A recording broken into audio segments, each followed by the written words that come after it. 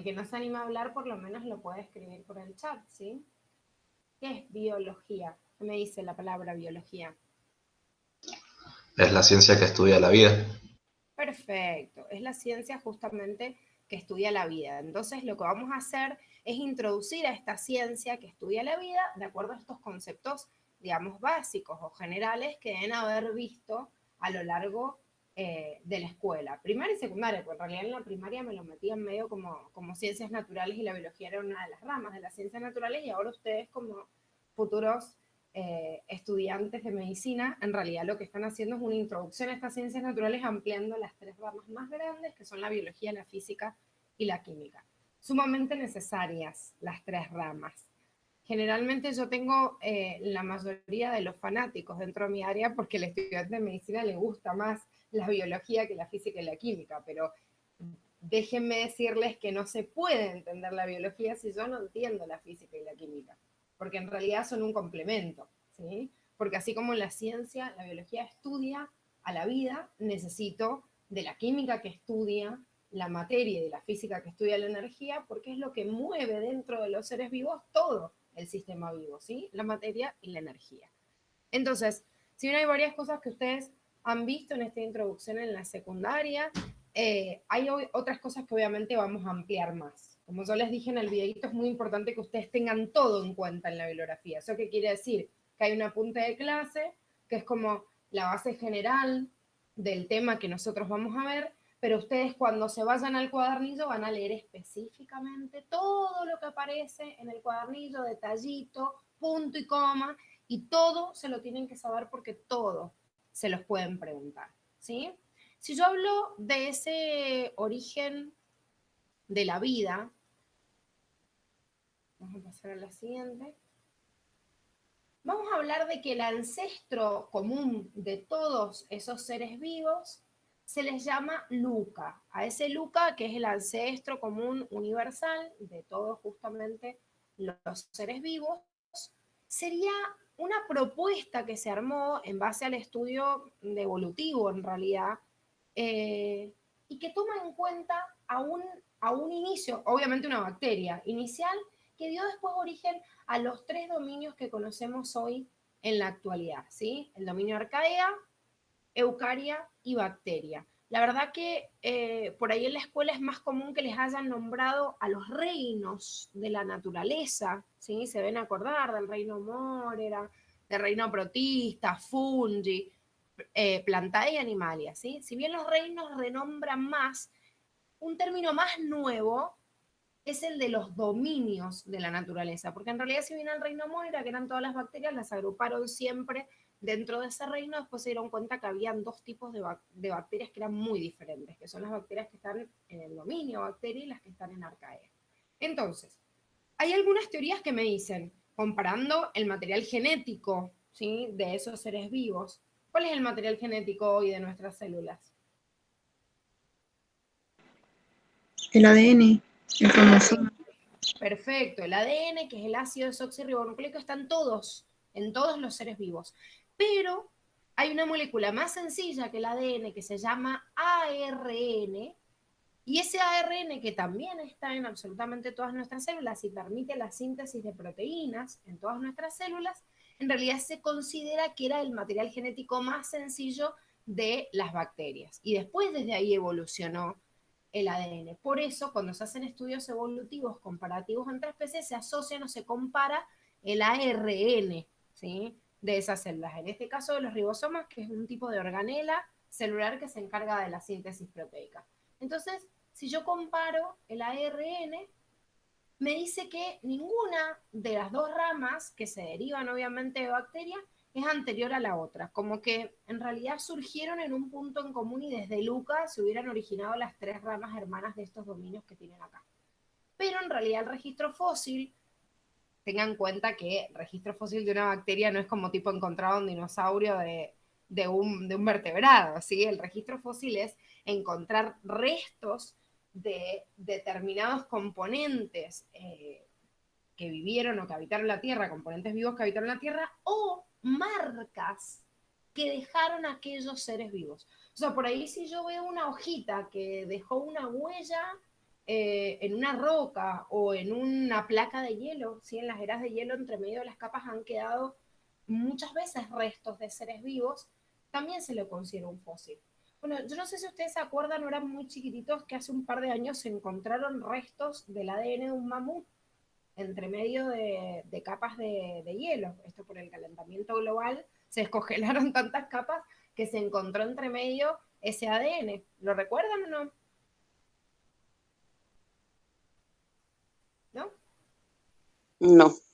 Digo que es un evento reciente bastante importante porque querían tirarse medio Jurassic Park. Vieron que en Jurassic Park encontraban el ADN en el ámbar de esta, o sea, que es la savia, digamos, petrificada, y querían sacar de ahí y reencarnar un dinosaurio. Bueno, con este ADN que encontraron del mamut, quisieron hacer lo mismo en un elefante, o sea, implantar ese ADN, reconstruirlo, implantárselo a un ovocito de un elefante y recrear un mamut en la realidad.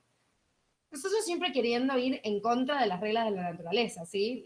El ser humano suele ser así, querer romper con el ecosistema, porque me encantaría saber qué podría ser un pobre mamut en esta era. Pero bueno, se pensó, y dentro de la investigación siempre se trata de indagar en esto, porque el registro fósil justamente no es el huesito. En este caso había sido un fragmento que había contenido parte de ese ADN y en el cual se puede obtener material de ese ser vivo, y obviamente si se obtiene el ADN se puede recrear ese organismo. Entonces, de acuerdo a ese registro fósil de las distintas bacterias y de algunos componentes de Eucaria, dicen que Eucaria tiene un origen más reciente, pero no se sabe bien desde cuándo.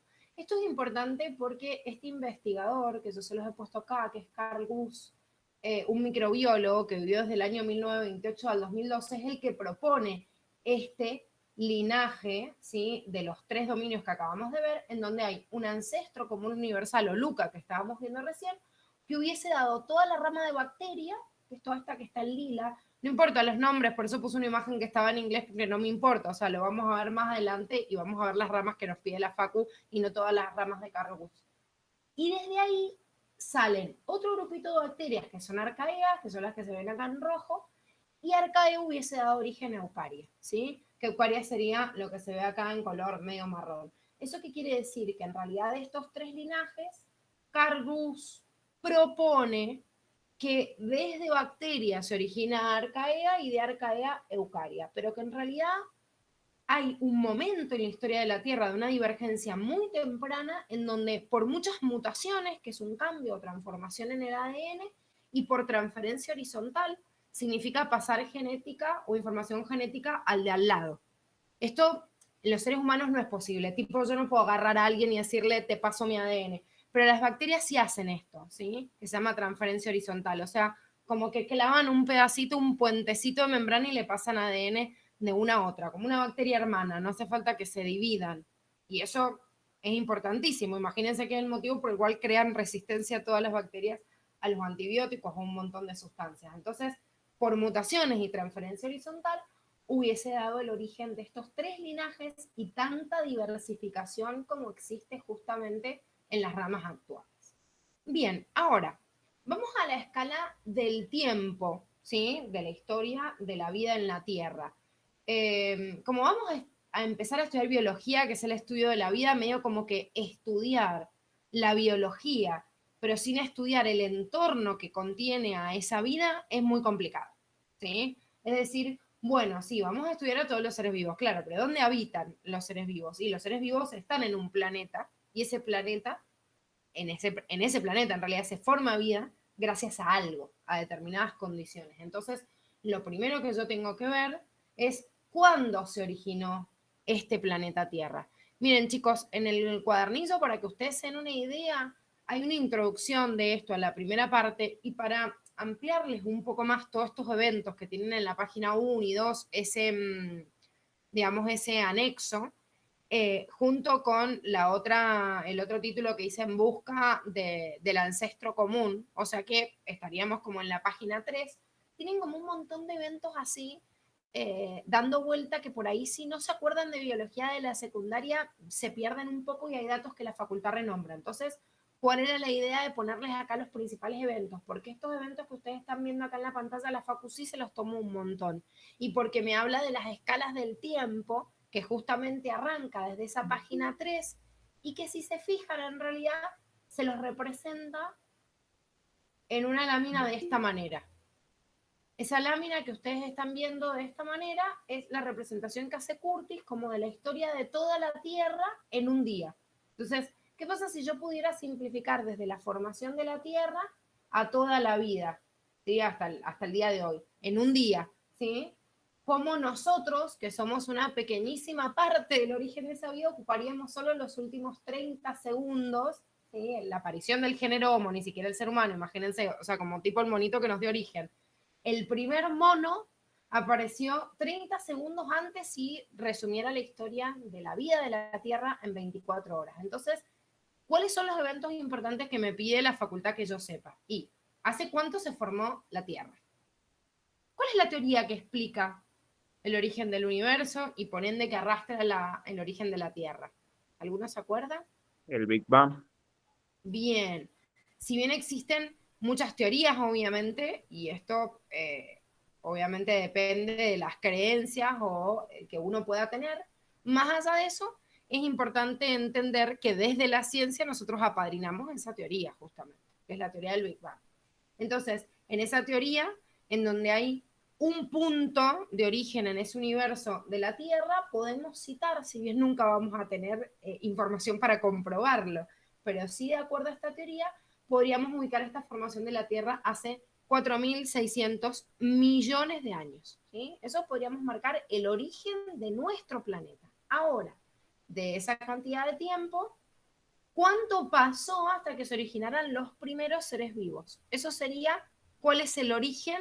O sea, esto es el origen del planeta y esto sería, ¿cuál es el origen de la vida? El origen de la vida nosotros lo marcamos hace 3.500 millones de años con el origen de las primeras células procariotas. Ese Luca del que estábamos hablando recién, yo lo podría ubicar a ese Luca justamente hace 3.500 millones de años. Y de ahí obviamente se originaron después todos los otros procariotas que serían todas las otras bacterias. Más o menos, fíjense, en la historia de la Tierra en el mismo punto, la misma escala, ¿sí? Pero sí, por ahí 100.000 millones de años más que en la Tierra, fue significativo en la transformación, sobre todo de la atmósfera primitiva, empiezan a aparecer las primeras bacterias fotosintéticas. Nosotros ya sabemos que los fotosintéticos son aquellos seres vivos que tienen la capacidad de generar su propia materia, o sea, su propia síntesis de compuestos orgánicos. Ahora, pensemos, ¿por qué se habrían originado los primeros fotosintéticos? ¿De qué piensan que se alimentaban las primeras bacterias que existieron sobre la Tierra? De otras bacterias, de otros organismos. Bueno, bien, o sea, se comían a otras, perfecto. Y antes, o sea, la primera, ¿qué hizo? Porque no tenía quien comer, será la primera. De moléculas inorgánicas u orgánicas. Bueno, entonces, ¿esas moléculas cómo se originaron? Las inorgánicas estaban en el planeta, se entiende que estaban en la formación de la Tierra, pero las orgánicas,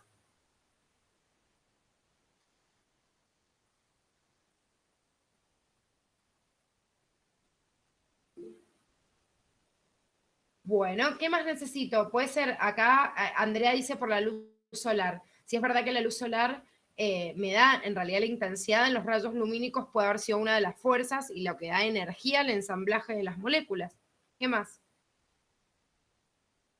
Piensen en ese planeta primitivo, a diferencia del de ahora. ¿Qué tenía? En la mutación genética puede ser también. Eso es cómo se transforma.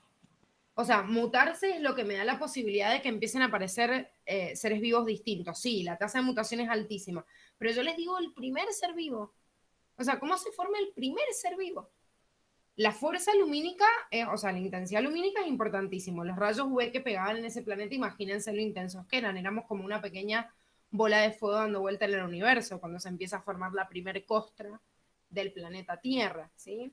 Pero ¿qué otras condiciones había en ese planeta primitivo? ¿Puede ser el oxígeno? ¿Habría oxígeno o no? Ahí hay un punto importante, Luca, a ver. Piensen, ¿por qué hay oxígeno hoy en la atmósfera? ¿Quién lo libera? Las plantas. Las plantas y otros productores, pero a nivel de los ecosistemas terrestres, bien, las plantas son las principales.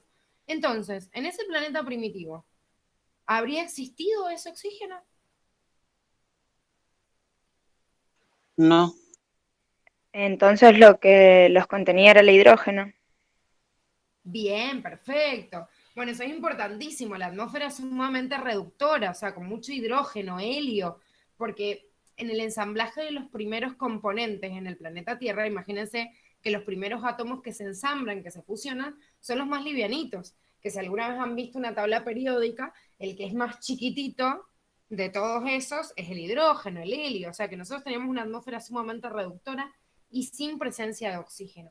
Entonces, el primer organismo que habitó la Tierra y los primeros organismos, evidentemente, se alimentaban de moléculas orgánicas, pero que el mismo planeta generaba. ¿Por qué el planeta lo generaba? Porque si yo hoy le meto al planeta una atmósfera en donde no hay oxígeno, ¿por qué les digo lo del oxígeno? Porque si ustedes ponen un bloque, por ejemplo, de azúcar, ¿sí? En el patio y lo dejan ahí, aunque lo aislaran de un montón de microorganismos, porque lo van a deshacer obviamente los mismos microorganismos, se termina oxidando, los compuestos orgánicos se oxidan por el oxígeno que hay en el ambiente y empieza a perder energía y se empiezan a reducir. Fíjense que yo dejo, por ejemplo, o un pedazo de carne o cualquier compuesto o un vegetal y se achica, se arruga, más allá de que se deshidrata.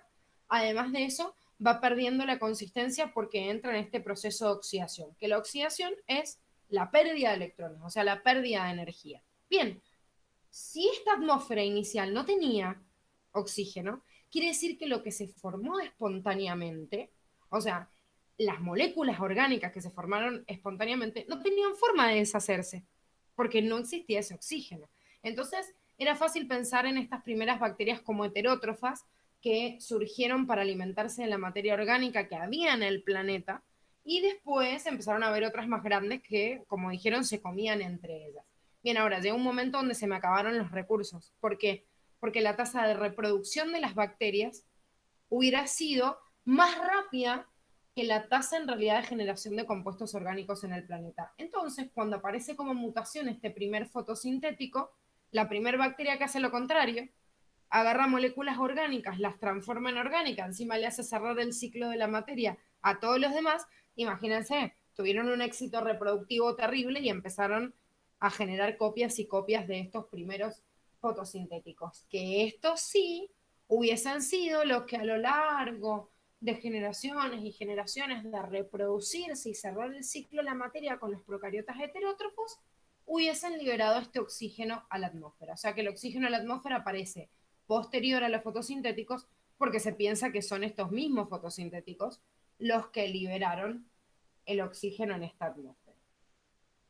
Vamos a ver en la siguiente unidad que existe una teoría que explica el origen de esta célula más compleja, que también deben haber visto en la secundaria desde el primer año, que son las células eucariotas, que se calcula que se originaron hace 1500 millones de años y se explica hoy, y yo les digo hoy, chicos, porque la ciencia es algo que se va reinventando todo el tiempo y que mañana de repente un científico encontró algo distinto y nos dan vuelta toda la teoría. O sea, hace muchos años que venimos respetando la teoría celular, la teoría endosimbiótica, la teoría de multicelularidad, pero si de repente se da vuelta, uno en un laboratorio se puede encontrar cosas distintas y de repente un día al otro vemos así como algo muy, muy diferente a lo que estábamos acostumbrados a ver. Y esto es importante, y se los digo desde la primer clase, porque ustedes estudian con un libro, que es el libro de Curtis como primera bibliografía, y otros complementarios también, que es del año 2008. Viejísimo. Todavía no hay un Curtis, una edición más nueva, o por lo menos no está en castellano, entonces la facultad no lo ha renovado. Pero yo les digo una cosa, tantos y tantos años de desactualización, estamos hablando que en ciencia por ahí en 2 años las cosas cambian, imagínense si pasan la cantidad de años como tiene ahora, que ya tiene más de una década acumulada de una bibliografía vieja. Entonces, a veces encima yo voy a estudiar algo y digo, che, pero esto lo googleo, busco un video en internet o estoy viendo otra cosa y lo veo distinto. Entonces, lo que me está pidiendo la facultad para ingresar está mal. Sí, a veces pasa. a veces le pide cosas que están mal, porque ya se comprobaron que son de forma distinta. Como estos datos numéricos, chicos, si los googlean, por ahí pueden encontrar datitos distintos que redondean otros números. No nos importa, lo estudiamos siempre como me lo dice la bibliografía, porque es como la facultad se los va a tomar. Después entran en la facultad y putean la bibliografía que vieron vieja, se sientan a ver distinto y dicen, pero me dieron esto de una manera, ahora lo tengo que aprender de otra, sí, pero bueno, ahora nuestro objetivo para el 2022 estará dentro de la facu, ¿sí? Entonces, contamos que en el año 1500, o sea, hace 1500 millones de años, estarían los primeros fósiles antiguos eucariotas y que se explican a través, como les digo, de hoy, de una teoría por una investigadora que se llama Lynn Margulis, y es la teoría endosimbiótica, que cuando salió, les estoy hablando que Lynn Margulis se murió en el año 2011, o sea, hace relativamente poco, hace menos, bueno, este año se va a cumplir una década. Lynn Margulis propone una teoría que la vamos a ver en la unidad 2 y es como que se contrapone un poquito a Darwin, como que no se entiende bajo su teoría la teoría darwiniana. Entonces, imagínense que todos los biólogos fanáticos de Darwin le saltaron a la yugular y fue difícil que ella impusiera su teoría y se entendiera lo que quería decir, pero hoy en día es la más acertada, porque en realidad no hay otra forma de explicar este origen de las células más complejas como son las eucariotas. A ver, en resumidas cuentas, por el que no lo ha visto en la escuela secundaria, la célula eucariota se hubiese originado de una procariota que se morfó a la otra, ¿sí? O sea, tipo, la comió, la dejó adentro y bueno, y no se la terminó de digerir y la dejó viviendo ahí como un parásito que se transformó en un amigo que le colabora con sus componentes, o sea, con la generación de componentes intracelulares. Lógicamente, chicos, esto no pasa hoy. Hoy una célula eucariota no es que tiene adentro otro ser vivo que está viviendo, sino nosotros seríamos una mezcla de células eucariotas con bacterias viviendo adentro de ellas, pero sí el origen de esa célula eucariota. A partir de esta célula eucariota y la asociación entre una y otra se hubiesen originado los primeros fósiles pluricelulares que hubiesen dado origen justamente a los primeros organismos pluricelulares hace 750 millones de años. Y fíjense, hace 1,5 millones de años el primer Homo. Por eso la gráfica que les estaba mostrando y compartiendo recién, en donde me está mostrando que en la escala, por ejemplo, de un día, solo en los últimos 30 segundos hubiese aparecido este Homo. Bien, ¿hasta acá vamos bien? Sí, sí. Bien. Sí. Es medio embole, chicos, la primera clase, porque es rehistoria y seguro que ustedes eligieron una carrera como medicina porque cuando estaban en la escuela de historia les reembolaba, pero desgraciadamente no podemos empezar ninguna ciencia sin contar de dónde corno sale, así que la primera clase es como, por eso les dije carguen mate, café, nos despabilamos, y bueno, hay que escuchar como el origen o la historia de esto porque es de la ciencia que vamos a hablar de acá hasta fin de año. Esta biología que dijimos que era el estudio de la vida, se hace la primera pregunta importantísima, que significa ¿qué es la vida? ¿Sí? O sea, ¿de dónde sale la vida? ¿Y qué diferencia lo que está vivo de lo que no lo está? Entre el siglo XVII y siglo XVIII hubo una disputa muy importante entre lo que se llaman los mecanicistas y los vitalistas. Tienen ustedes un ensayo de esto que también está interesante verlo. Todos esos cuadritos, como el que tienen ahí en la página 4 y 5, que dice ensayo, son justamente ensayos de Curtis. Son momentos en los cuales el Curtis detiene su redacción, digamos, general del texto del que está hablando y me pone un ensayo con algún dato histórico, anecdótico, de laboratorio o lo que sea. Generalmente cuando ustedes estudian desde el Curtis dicen, bueno, esto lo paso de largo porque me está hablando de un ejemplo y no importa. Sí, a la facu le importa un montón. Todos los que son ensayos los tienen que leer y ver de forma muy detenida porque no importa que sea información secundaria, o sea, información que no está en el texto y uno dice, ay, me está contando una anécdota. Bueno, pero de esa anécdota les pueden tomar un montón. Por eso los tienen a todos y ojo, una cosa es el cuadrito, como les dije al principio, que decía anexo, y otras son este cuadro que está en la página 4 y 5, que les dice ensayos. Los ensayos entran todos y con punto y coma. El primer ensayo que tienen ahí les habla justamente de esto, la disputa entre mecanicistas y vitalistas. Uno de los mecanicistas más importantes fue Descartes, que Descartes decía que los seres vivos, y obviamente el ser humano también, porque explicamos todo de una visión geocéntrica, somos desde la Tierra, bueno, no geocéntrica, solo la Tierra el centro de todo, sino el hombre, o sea, antropocéntrica del hombre en el centro de la Tierra también. Y Descartes dice que el ser humano y todos los seres vivos son como máquinas. Entonces pone homologías y dice, bueno, el corazón es como una bomba que tira a través de tubitos o cables, que esto cuando estén en física y vean mecánica de los fluidos, a los profes de física le va a encantar hacer esta comparación, porque de hecho hacemos una comparación y la trabajamos con Chechu, que ya la van a haber conocido ayer, para trabajar justamente entablar esto de mecánica de los fluidos con circulatorio, que son dos unidades que están muy relacionadas. Entonces, hacer la homología del corazón como una bomba, o de las articulaciones como un engranaje, ¿sí? Como una bisagra, no sé, de una puerta, o el cerebro, la homología con una computadora, con un montón de programas y carpetas, es algo que nace con Descartes y se propaga durante muchos años hasta que empiezan a aparecer los vitalistas. Por eso les digo que esta disputa está entre el siglo XVII y XVIII, y los vitalistas dicen, no, pará, está bien, o sea, hay algunos mecanismos que yo veo y se repiten en el componente vivo del no vivo, pero no, evidentemente el ser vivo tiene algo que lo transforma en ser vivo. Y a esto le llamaron espíritu vital. Este espíritu vital es el que muchas veces se le atribuyó a la religión, y la Iglesia Católica, digamos, fue la responsable de decir, bueno, este espíritu vital, ¿de dónde nace, de dónde aparece? Porque no encuentro una explicación lógica, entonces digo, bueno, Dios con su varita mágica lo hizo aparecer, de alguna manera, pero este espíritu vital es eso que tiene el ser vivo y que no existe en la materia inerte. Cuando empieza a aparecer Sí, esta... se te hago una pregunta. Sí. Discúlpame. En esta parte de que dice vitalista, ¿sería religiosamente? No. Ahora vamos a ver las distintas, digamos, creencias que fueron dominando a lo largo de la historia, pero en realidad la idea de la religión o la idea de un Dios creador dominó durante muchísimos cientos de años y miles de años también. Entonces, esa idea fue ocupando distintas teorías en paralelo, pero no quiere decir que otras no hubiesen existido en la antigüedad. Es más, fíjense esto, tenemos un registro del siglo XVII y XVIII, porque si yo tengo que decir cuál es el origen de la ciencia, y en esto sí tiene que ver la Iglesia Católica, tenemos datos de Aristóteles del siglo IV a.C., y después de repente tenemos un montón de siglos de los cuales no sabemos nada, porque son bibliografía o datos o registros que se prendieron fuego.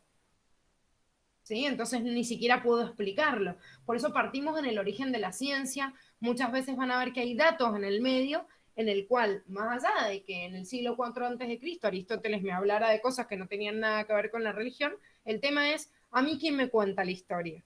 O sea, el que escribió la historia llegó hasta nosotros el día de hoy para poder, o sea, para que fuera tangible. Quizás nuestros aborígenes en el lugar en donde vivimos y en toda América podrían explicar otra historia distinta. El tema es que no hay registro de eso, entonces nos cuentan la historia de los europeos, ¿sí?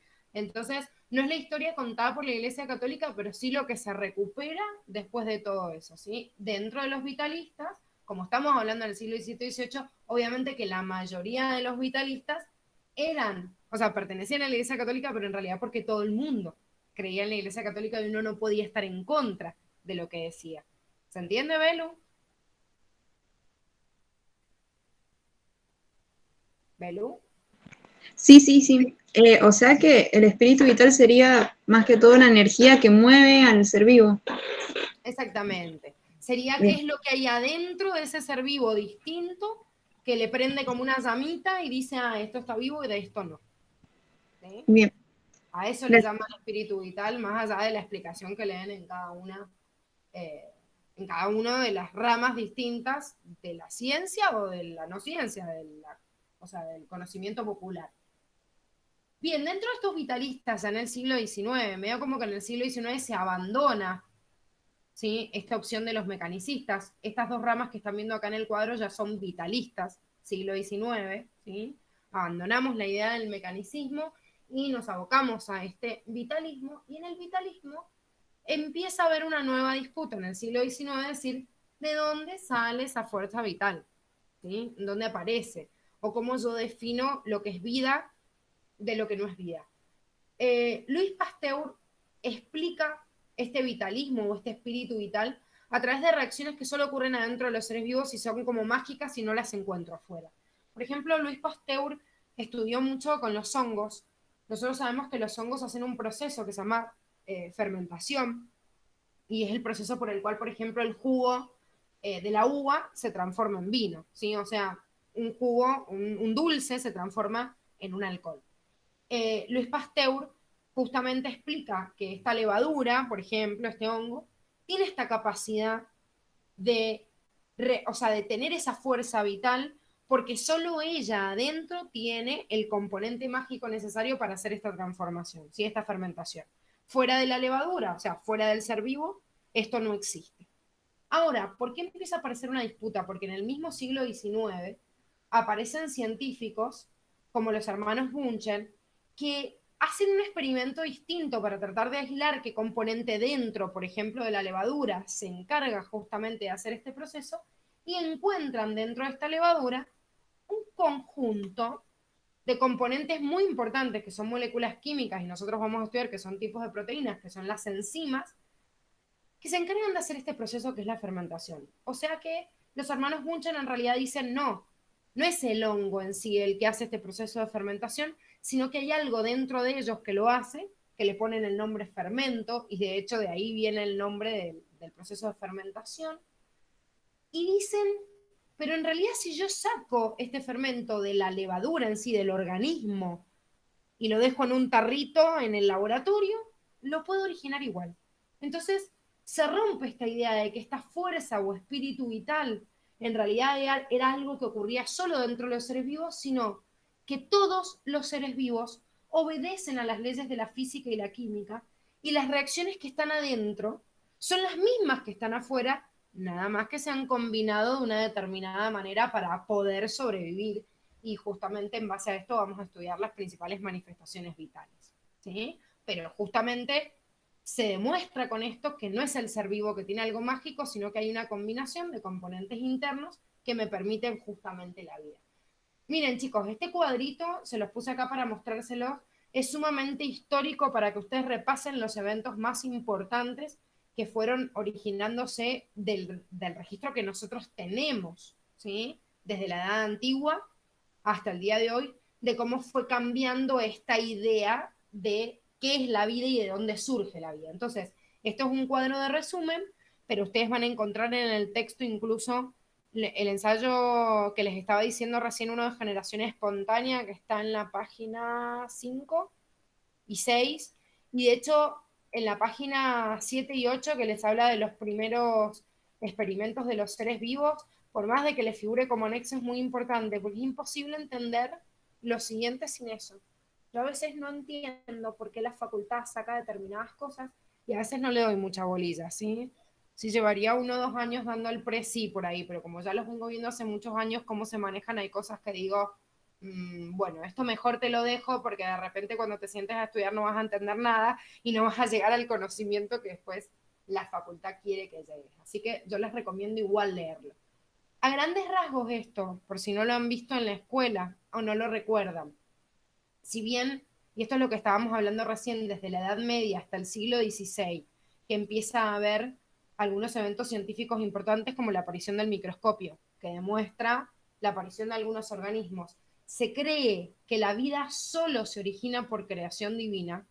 Es más, si alguno quería decir otra cosa distinta, se iba a la guillotina, chicos. O sea, no había mucha chance de ponerse o rebelarse contra esta idea de la creación divina. Sin embargo, no quiere decir que no haya existido gente y científicos que estuvieran en contra de esta idea y propusieran otras teorías. Pero digamos que dominaba, ¿sí?, en todo el mundo la idea de que Dios era el responsable de la vida. Ahora, yo les digo que hay algunos, desde la misma iglesia, algunos santos como Santo Tomás de Aquino, San Agustín también, que les gustaba la idea de Aristóteles, porque yo no sé si ustedes se acuerdan de haber visto alguna vez Aristóteles, pero me hablan de Aristóteles que definió un mundo supralunar e infralunar. O sea, Aristóteles explicaba su cosmovisión o sea, dentro de de la filosofía, de que existía un mundo arriba de la luna y abajo de la luna. Yo no sé por qué en la iglesia de repente ese texto de Aristóteles dijeron, entonces Aristóteles creía en Dios. O sea, lo que estaba arriba de la luna era Dios y abajo lo terrenal éramos nosotros. Yo les digo, chicos, que no hay ningún texto de Aristóteles que nombre a ningún Dios. De hecho, las explicaciones de Aristóteles del origen de la vida están más cerca de la generación espontánea de que existiera algún Dios. Pero uno de los textos de la Grecia antigua que se mantienen y que serían origen de la biología, que es Aristóteles, es uno de los únicos que se conservan por esto. Porque cuando llega la época de la Inquisición se mantienen algunos escritos de Aristóteles porque la iglesia dice, no, me parece que Aristóteles tipo creía en Dios por hablar de esta cosmovisión del mundo repartido en infra y supralunar. Chicos, yo les voy contando eventos históricos desde la ciencia. Esto no quiere decir que cada uno de ustedes pueda creer en lo que quiera, ¿sí? O sea, esto que yo digo, desde la Edad Media hasta el siglo XVI, la vida se origina por creación divina. Y uno dice, no, pero yo hoy, hasta el día de hoy, estamos en el 2021, yo también pienso que la vida se originó por Dios. Perfecto. Cada uno que piense lo que quiera y sea libre. Lo único que les digo es que esto es lo que les van a tomar en la facu. ¿Sí? O sea, como futuros, obviamente, científicos o hombres de ciencia, tienen que conocer lo que dice la ciencia. Después, puertas para adentro, uno cree lo que quiere, arma sus propias teorías, porque de hecho los grandes científicos que vivieron en el mundo, también se les ocurrió una idea que quizás hasta no iba con la mayoría, igual la siguieron defendiendo, ¿sí? Entonces, esto es lo que defendemos desde la ciencia. En la ciencia se recuperan textos aristotélicos que hablan de la generación espontánea y que se piensa que esta generación espontánea es anterior a la creación divina. ¿Y por qué es importante esto? Porque cuando se rompe un poco esta idea de la iglesia a partir del siglo XVII, vuelve a resurgir esta idea de generación espontánea a través, por ejemplo, de Francesco Redi. Sí, acá les puse el experimento. Esto era muy popular, chicos, se vendían recetas de cómo fabricar larvas de gusanos a través de un pedazo de carne, o cómo fabricar ratas a través de una camisa sudada, o gusanos a través de determinados vegetales, porque en realidad, en esa época, que yo no tenía un microscopio, no podía magnificar, o por lo menos no se habían dado cuenta de cómo hacerlo, no sabían que estas larvitas y estas moscas que yo veo de la carne, en realidad no surgen de la carne misma. O sea, en realidad están dando vuelta en la atmósfera, son chiquititas, minúsculas, se depositan, empiezan a crecer y se desarrollan. Pero claro, ¿quién se da cuenta de esto ahora? Y claro, revivo, porque yo tengo un microscopio que me aumenta un montón el ojo humano, entonces puedo ver en eso y digo, están creciendo un montón de formitas. En ese momento, lógicamente, no se sabía, entonces la generación espontánea estaba explicada a través de los compuestos orgánicos e inorgánicos. Eso es generación espontánea. Acá les he puesto un ejemplo, pero desde Francesco Redi y muchos siguientes, decimos la vida aparece espontáneamente. Surgió, o sea, apareció y fue evolucionando. De hecho, Aristóteles habla, en la Grecia antigua, habla de una escala natural, y en esa escala natural dice que todos los seres vivos se van reencarnando en otros seres vivos más evolucionados. O sea que nosotros, por ejemplo, en algún momento en la historia fuimos una medusa, que la medusa cambió, tuvo la capacidad de morirse y reencarnarnos en un arbolito. Y que ese arbolito se hizo un arbolito más grande y que ese arbolito después se transformó, no sé, en un ser humano. O sea, se fue reencarnando en cosas más complejas a medida que iba superando, iba subiendo en esa escala natural. Esto es lo que decía Aristóteles, pero al fin y al cabo hablaba de la generación espontánea de vida y es lo que se retoma en el siglo XVII. En el siglo XVIII hay una disputa importante, si bien dentro de la generación espontánea, ya dentro de los microorganismos, porque en el siglo XVIII obviamente ya estaba muy difundido el microscopio. Entonces decían, no, pará, la carne de repente no está originando esas larvitas salen de algún lado y veo esos bichitos. Sin embargo, se pensaba que sí los microorganismos se originaban espontáneamente. O sea, ¿de dónde salía una bacteria?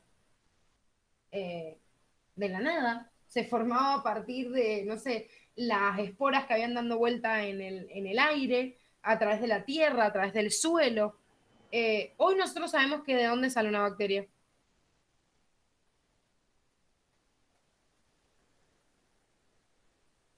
¿De dónde sale una bacteria hoy? La teoría que explica hoy a la vida.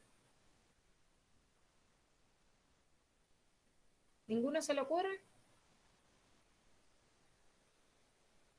De otra bacteria, chicos. Una bacteria tiene que surgir de otra bacteria. Un ser humano de otro ser humano. Un elefante de otro elefante. Hoy sabemos que desde la teoría del origen de la vida, que toda célula viene de otra célula. En ese momento no se sabía esto.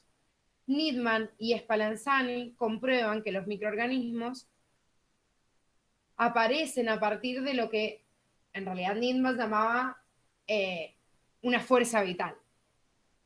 O sea que en realidad decía que se originaba a través del calor esta fuerza vital para que dieran origen a los microorganismos. ¿Cuál es el avance de Spallanzani?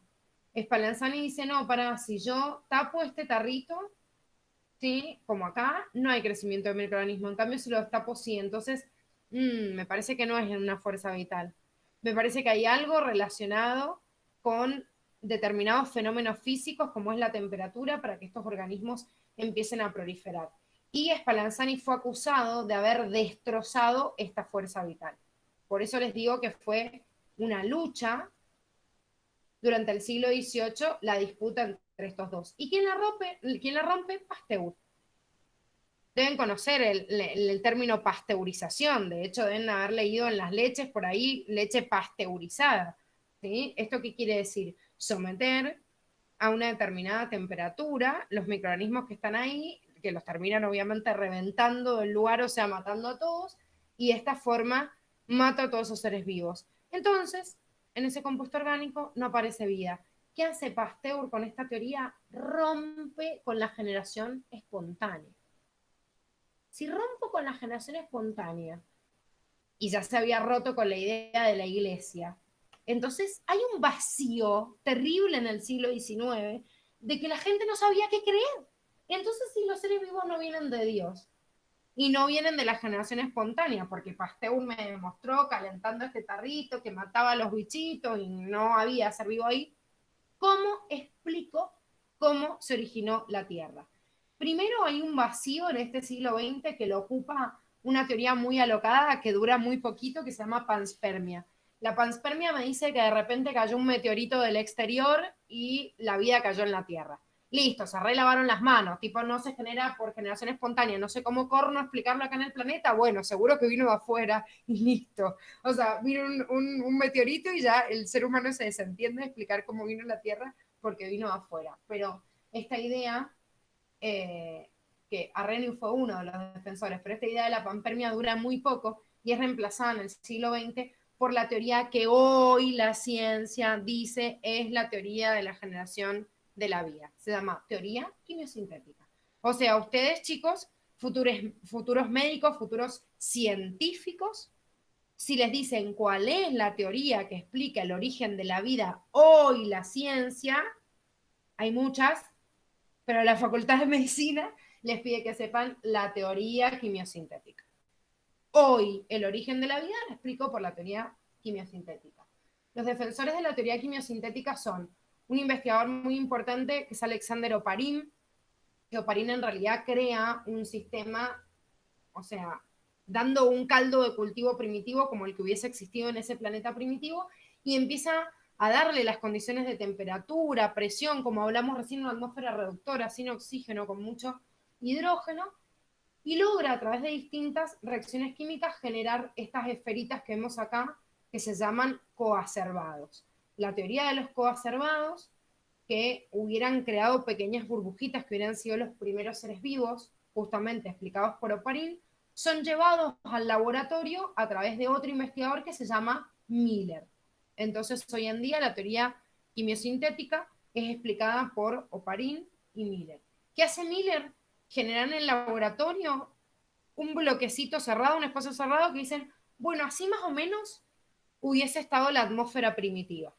Entonces meten mucha temperatura, nada de oxígeno, mucha cantidad de hidrógeno, como ven acá, compuestos que en realidad vienen, o se supone que había en esa atmósfera primitiva, metano, amoníaco, y forma, bueno, esto que tienen acá explicado como sopa fundamental, a veces le llaman sopa de cultivo, caldo primitivo, el cultivo primitivo, lo que sea, son todos sinónimos para hablar de esta teoría de Oparin y Miller, en donde es como que se generan las condiciones para que en ese momento en la Tierra se generara un caldo de cultivo y empezaran a originarse las primeras células o los primeros seres vivos. O sea que, al fin y al cabo, y esto ojo, dijimos, erradicamos la idea de la generación espontánea, no existe la generación espontánea. Ahora, la teoría quimiosintética del origen de la vida, en realidad, ¿qué me dice? Que las primeras bacterias, ¿cómo se originaron? A través de la generación espontánea. O sea, en ese planeta primitivo, con las condiciones que había de temperatura, de presión y todo, pero esas primeras células se originaron así. Pero solo las primeras. Desde ahí en adelante empezaron a dividirse y a generar a todos los seres vivos que hoy conocemos. Ahora, si yo digo por qué se caracterizan los seres vivos, me tengo que basar dentro de las características de los seres vivos en las características que nosotros hemos reconocido desde chiquititos como, a ver, les debe haber sonado, por ejemplo, el ciclo vital, ¿o no? Eso que me dicen los seres vivos nacen, se reproducen, mueren. ¿Lo vieron en la escuela o no? Sí. ¿Sí? Sí, ¿Qué más vieron como característica de los seres vivos que comparten todos los seres vivos?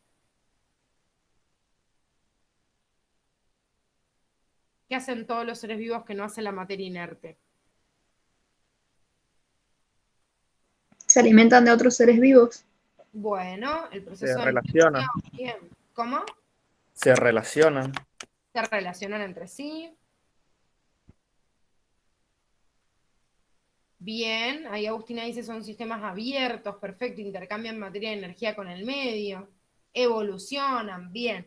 Bueno, no sé si estuvieron leyendo el cuadernillo o ya lo tienen desde antes. Brian dice reproducirse, evolucionar, perfecto. Bueno, todo lo que tiene acá como característica de los seres vivos, chicos, es algo que viene renombrándose desde que son chicos porque lo han visto desde toda la secundaria, pero que acá lo van a repasar bajo el marco de Curtis, ¿sí?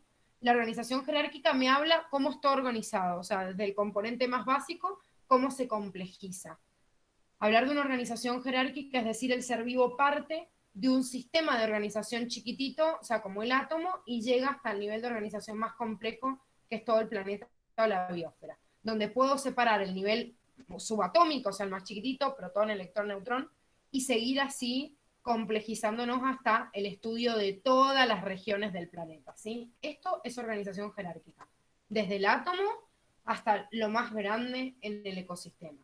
Otra característica que estaban nombrando recién, que son sistemas abiertos, intercambian materia y energía con el medio, ¿sí? Cuando yo hablo de otras características dentro de esto, dentro de ser sistemas abiertos, hablo de otras características que por ahí no tienen que ver con la nutrición, pero ustedes recién decían, se alimentan de otros seres vivos. Bueno, porque en realidad el alimentarse de otros seres vivos es una característica de algunos y otros son productores y producen en realidad su propio alimento.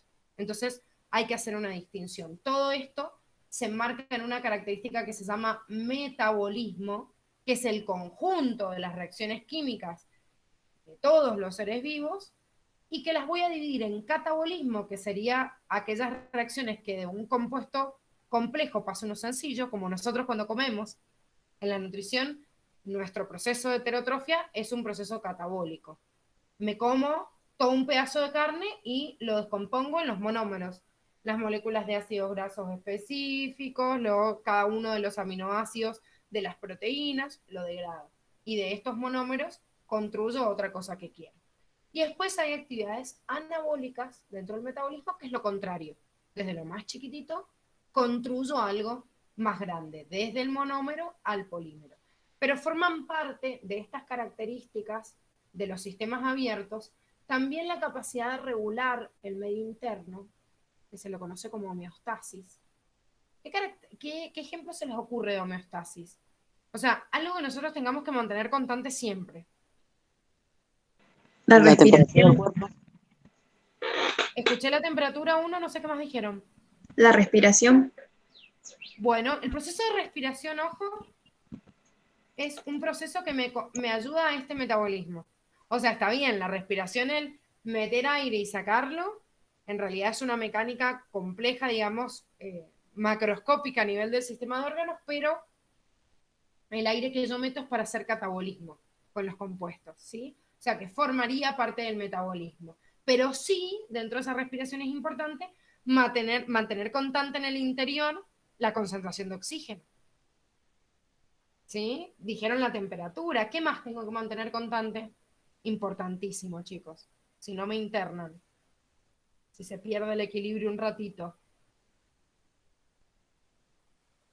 La presión sanguínea puede ser. Bueno, ese sí, perfecto. También es otro valor. Tengo que mantener valores, por ejemplo, la presión sanguínea, que es la cantidad de presión que ejerce justamente la sangre en los vasos. ¿Por qué? Porque esa sangre arrastra el oxígeno o todos los componentes que yo necesito. ¿Qué más? Bueno, hablando de esa sangre, la mayor cantidad de sangre, ¿qué es? El mayor componente de la sangre.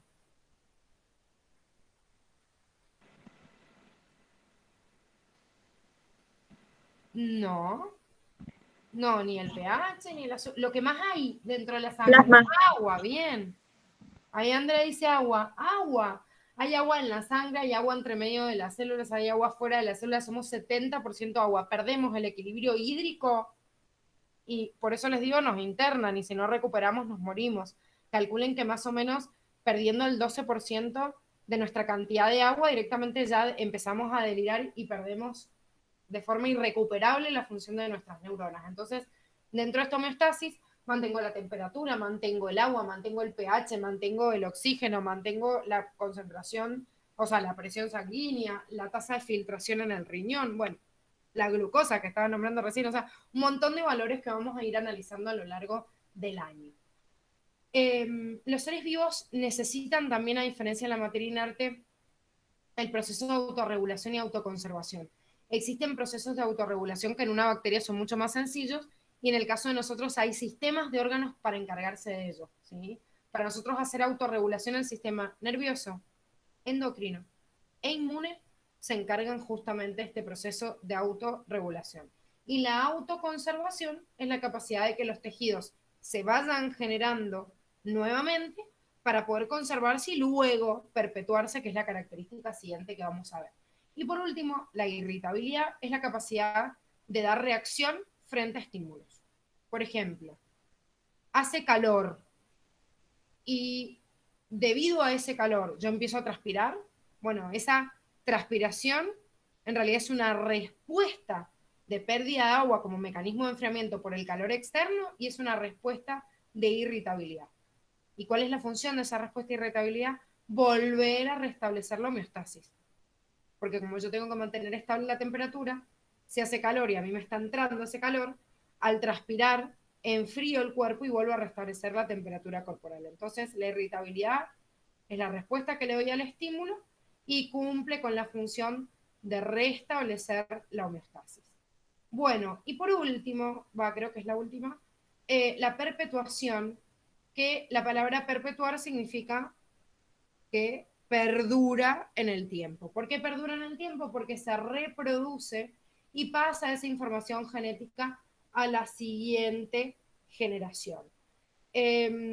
Muchos animales cuando crecen se transforman y esto es esto que les nombra acá como metamorfosis, a partir de, obviamente del desarrollo embrionario, es como algo bastante común, lo vemos en los insectos, vemos cómo va cambiando la forma general de algunos animales, pero es importante entender que mientras que todos los seres vivos crecen, no todos se desarrollan. Crecer significa aumentar el tamaño corporal y este aumento puede ser por el aumento del número de células o del tamaño celular, que quiero que se lean el anexo para poder diferenciar entre hipertrofia e hiperplasia, que son estos dos justamente conocimientos, o sea, estos dos contenidos que les acabo de nombrar. Y quiero que lo busquen. Así ven cómo diferenciarlo y lo subrayan desde hoy. Aunque aparezca como un anexo porque es un término que se les pueden incorporar en unidades más adelante. Pero desarrollarse es transformar alguna función de esa célula con el tiempo. Y eso es distinto. ¿Sí? Crecer, aumento la cantidad del número de células o el tamaño, en cambio, el desarrollo es transformar. Por ejemplo, nuestras neuronas se desarrollan y la neurona que yo tengo cuando tenemos un año no es la misma, no almacena la misma cantidad de información que cuando nosotros tenemos, no sé, 40 o 70. En cambio, una bacteria nunca se desarrolla. porque la misma bacteria que yo tengo cuando quiere crecer se divide en dos y listo, ya son dos bacterias distintas y nunca se desarrolló ni una transformación de esa función. Si bien, chicos, esto es importante, bueno, en este apartado donde les dice formas de vida, es más, tienen creo que un dibujito en el apunte de clase, que véanlo, en donde les compara esta diferencia importante entre evolución o la teoría evolutiva y lo que se pensaba con el creacionismo.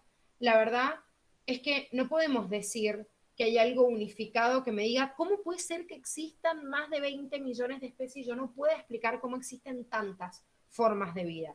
Y es verdad que hoy en día no hay teorías completas que me expliquen todo el detalle de cómo de este Luca, o ancestro común universal que estamos viendo, hubiesen surgido los millones de especies que hay. Pero, y esto es muy importante, que no haya una certeza de cómo se llegó a que sea tan diverso, sí hay pequeñas explicaciones de cada uno de los orígenes de estas ramas, y la falta de evidencia de la interpretación de este proceso evolutivo nunca, o sea, la falta de esa información, nunca va a ser una evidencia a favor del creacionismo, que es lo que hacen en muchas religiones. Es como decir, ah, no, pero la evolución no me está pudiendo explicar, hay un eslabón perdido que acá no lo explico, así que ahí en ese eslabón perdido, seguro que hubo un Dios. Los científicos no dicen eso. Dicen seguro que todavía el ser humano no está teniendo las herramientas para averiguar qué pasó en el medio. Pero yo no puedo fundamentar que el ser humano todavía no haya llegado a entender un proceso, entonces por error digo, ah, bueno, no lo puedo explicar, bueno, entonces hay un Dios. Porque no necesariamente tuvo que haber un Dios o una fuerza religiosa cuando hoy se ha demostrado que la misma fuerza que hay en el universo a través de la energía puede mover un montón de componentes y justamente puede mover partículas para generar nuevos seres vivos. ¿Sí? Esta es la información que vamos a ver hasta hoy. Los quiero ubicar en el cuadernillo. Estamos en la página 15, creo. Ahora les digo que se taró el PDF. Sí, llegamos a la 15. A la 15, ahí tienen un anexo de las manifestaciones vitales donde está ahí y que pueden repasar todo lo que hemos visto hoy. A partir de la página 16 es lo que tienen enmarcado como composición química de los seres vivos y es el contenido que vamos a empezar a ver desde mañana y que vamos a terminar de ver mañana, que eso es importante, ¿sí? Porque uno por ahí dice, bueno, no, vamos a estar con la unidad 1 un montón. A ver, espérenme un segundo. Que estoy usando el celular como cámara y empezó a sonar una alarma. Vamos a dividir entre hoy lo que vimos y mañana vemos composición química de los seres vivos y se acabó la unidad 1, ¿sí? Esa es la velocidad a la que vamos en biología. Sepan que pueden preguntar todas las veces que quieran, pueden debatir, podemos avanzar, pero el cronograma de biología es muy apretado en el año, vamos rapidito, pero revisamos, vamos integrando con las siguientes unidades y vamos fijando con distintas instancias. Esta semana, entonces, mañana terminamos de ver esta unidad y el jueves vamos a hacer un TP evaluatorio.